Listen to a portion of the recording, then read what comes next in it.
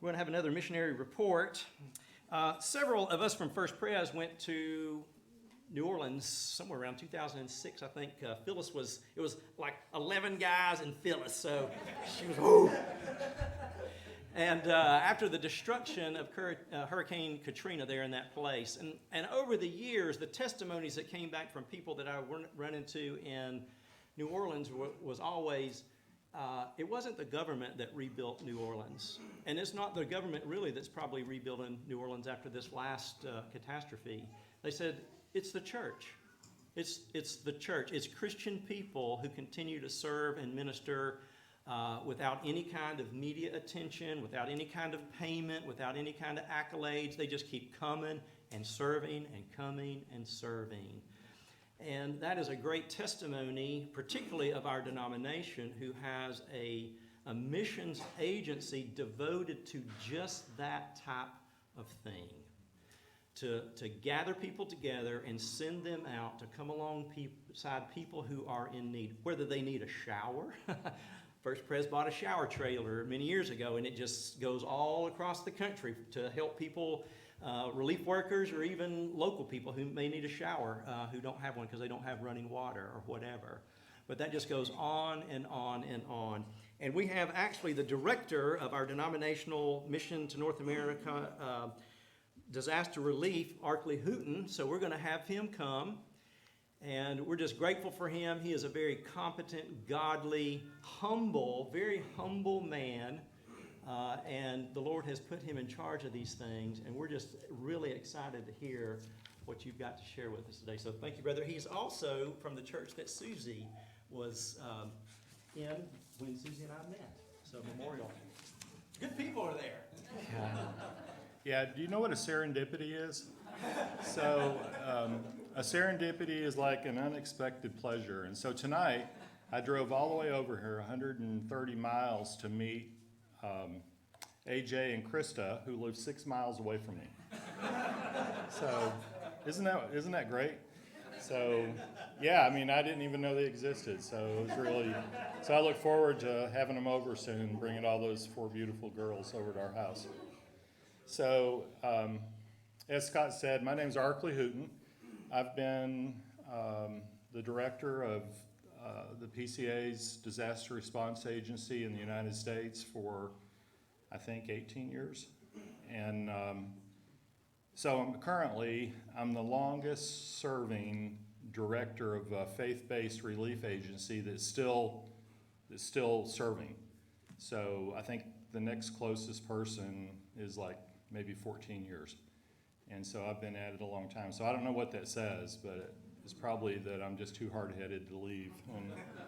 And I think longevity in ministry is a good thing, whether it's a pastoral role or any role in ministry. I think that the kingdom is benefited by long pastorates and long directorships. So I've been doing this for a few years. I think when John from RUF Charlotte, he mentioned RUF is the PCA's campus ministry. It's the official endorsed. So there's a lot of good ministries out there. There's navigators, there's crew. I mean, there's a dozen probably campus ministries that are working on the campuses that you're at. All those are great. When I went out and became a missionary, I wanted to go out under the banner of the church. That was very important for me. And so, fortunately, the Lord gave me an opportunity to do that. Please support RUF, support Crew. Those are great ministries. Navigators are great ministries. So thankful for John and the work that he's doing at Charlotte. In the same way, so in the PCA, I consider the PCA as like the umbrella. So some of you folks are visitors tonight maybe, or maybe you're not real familiar with all the denominational stuff. The PCA as a whole, then there's a lot of sub-ministries that are out there. RUF, Mission to the World, M&A, Mission to North America, who I serve with. I guess Covenant Seminary, Covenant College, And so all these are good ministries that are underneath the leadership of worthy pastors and elders in our church through our General Assembly. So there's a lot of accountability, which is important to me because I'm so goofy that who knows what I would do if I didn't have that accountability. So very, very thankful for that and the polity of the PCA. I came to faith. I wanted to just give you a little background. Maybe in the few minutes that I have, I could encourage you that if the Lord could use me, I mean, he could use anyone to do ministry and to advance his kingdom through the time and the talent and the treasure that the Lord has given you. After college at Tennessee Tech, I became a sign painter.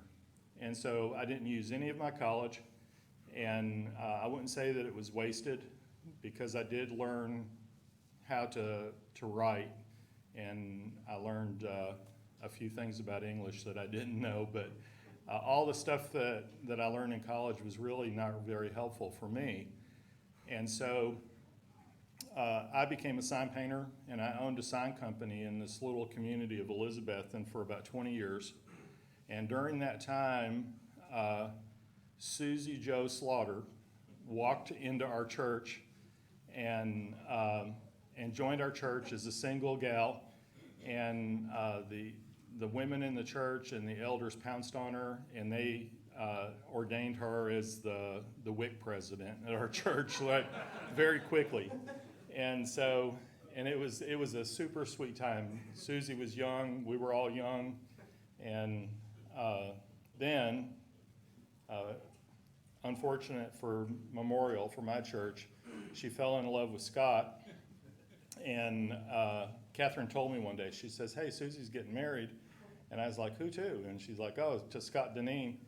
And I said, "Well, great, we're going to get this guy too." And she's like, "Oh no, he's on staff over at Westminster in Johnson City." And so she's leaving to go over there and join their church.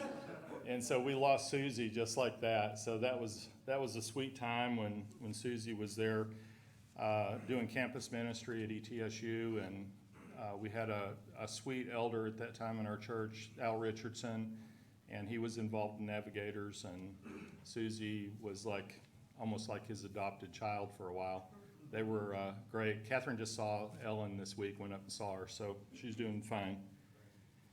So anyways, I've been in the PCA the PCA is about 48 years old. I've been in the PCA for 44 years, 4 years longer than I've been married. So I know where all the bodies are buried, and I've been at it for a long time. And my first permanent committee meeting. So we have these permanent committees. So there's a permanent committee that oversees RUF, and there's a permanent committee that oversees MTW. And when I joined, Dan King was either on the committee or he was co-op. I can't remember, but he was at that meeting. And so they introduced me, and it was all the permanent committee meetings, all the committee overseers, and then all of the staff, which was just really a handful of us. We were sitting around the back wall, and I think during the break, somehow Dan came to see me, and I think he just really shook his head, and he's like, "I don't know if this is going to work or not." And fortunately, we stuck it out. Dan stuck it out with me, and I stuck it out with the committee, and the Lord's blessed the work of our hands for sure. But Dan was in the leadership of the committee at that time and helping guide, and very thankful for his leadership and his encouragement to me. I was a sign painter. That's all that I knew how to do my whole life, was make signs. And that would be electric signs, car tags, storefronts, neon, just about any kind of sign. And then we made most of our money doing DOT work on the interstate, where you would see the gas, food, lodging signs with the logos on them. And so I built that system for the state of Tennessee and for the state of Kansas, and a lot of that work in Florida and Georgia as well. And then one day, some lovely elders showed up at my business at 7 o'clock in the morning, and I was operating a crane loading up like a McDonald's sign. And I was like, that is so weird. So I shut the crane off because I was like, somebody in my family's died. No way would these elders be out this early. And so they hemmed me up, and they were like, hey, we've got big plans for you. And MTW's looking to start a program with associate staff. We think you're a good fit, and in short, we think that you need to be doing more kingdom work. And so that ignited a process that I did get involved with MTW and was building and leading teams, all over the world. And but that caused Catherine and I to start grappling. It was like, well, maybe the Lord's leading us into full-time Christian service. And so one thing led to another. And it was almost like a fleece. We're like, okay, we'll put the business up for sale and we'll see how it goes. And, like 30 days later, it was gone. And, there was huge buildings and crane trucks and auger trucks and, explosion-proof spray booths. I had 10 staff. And so I sold it, and then I wasn't doing anything besides mowing my grass. And one day, Fred Marsh, who Dan knows well, called and said, who I didn't know anything about M&A. I knew everything about MTW. And he was like, I'm Fred Marsh, and I want to talk to you about short-term missions. One thing led to another, and I joined the staff at M&A to build a short-term missions program to mobilize God's people in North America, primarily to assist church planners that were working in the hard areas to lift them up in their communities to be more visible, and then take some pressure off of them as well so that they could do more shepherding and gathering, and that we could point people to the local church as their ambassadors. And so I was doing that. Then Katrina hit. We had a guy that was our disaster response coordinator, and within Katrina hit on August 29th, and by Thanksgiving, he left and went home, never came back. And so I was still there setting up work sites, and they said, we want you to hold it together till we find somebody. And so I was like, okay. And so that was like Pastor Scott or Pastor Steve or Pastor Dan calling you up on Saturday night and saying, hey, so-and-so's sick, can you teach Sunday school tomorrow? And you're like, oh yeah, I'll do it. And then 10 years later, you're still doing it. And so that's what happened. That's what happened to me. And so I'm still doing it, and they're still looking for somebody. And so anyway, since that time, the Lord has really blessed the work in the PCA. I think Katrina was the first time that there was a robust mobilization of PCA people in mercy ministry.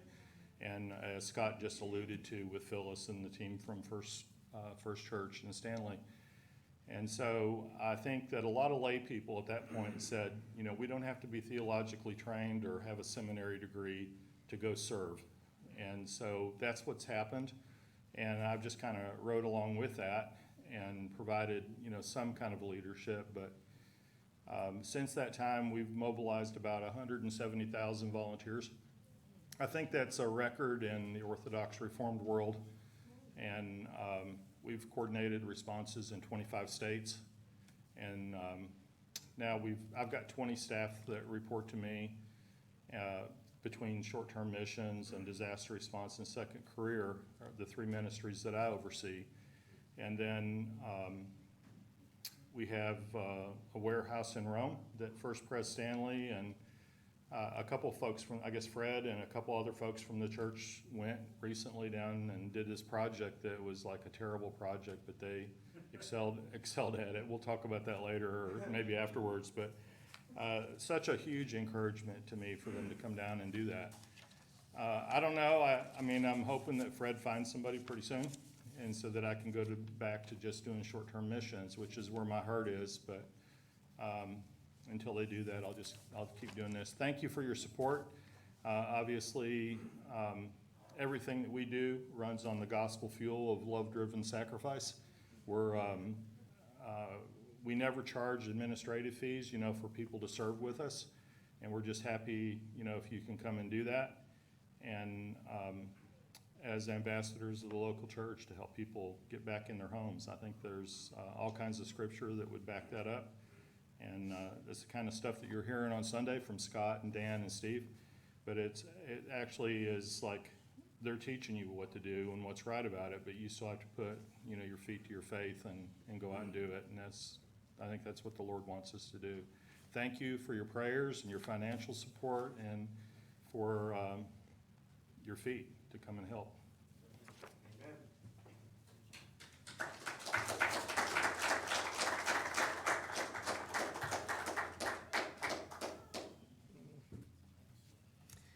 Thank you, brother. That is so encouraging. We've got such a wise, good, and strong God that He can accomplish all kinds of things through people just like us. We're just common, ordinary folks. Arklie and I and Susie from East Tennessee. If the Lord can use people like us, He can use anybody. And He wants to. He wants to use whoever's willing. And we want to partner with Him in that. One of the ways that we partner with the Lord is in prayer. So we don't ever want to minimize that. So let us take some time to pray now.